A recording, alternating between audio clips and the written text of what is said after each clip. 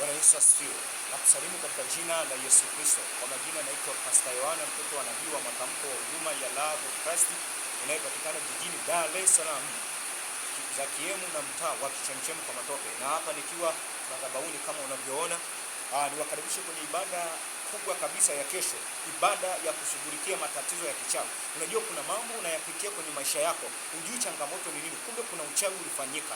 Uchawi upo, ndio maana kwenye Biblia umeandikwa katika Hesabu 23:23, hakika hapatakuwa na uganga wala uchawi juu ya Yakobo na juu ya Israeli. Maana yake upo, umetesa watu wengi sana. Kwa hiyo kwenye ibada ya kesho tutakuwa tukishughulikia hayo mambo ya kichawi. Kuna mambo unayafanya unaona hayaendi, kumbe kuna uchawi ulifanyika. Kuna mtu alisimama akafunga maisha yako.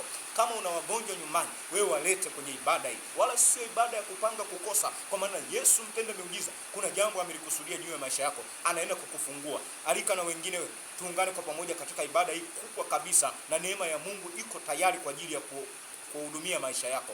Na kukaribisha sana wahi mapema, ni kuanzia saa 3:30 asubuhi mpaka saa 7 kamili mchana. Mungu akubariki sana mahali popote ulipo.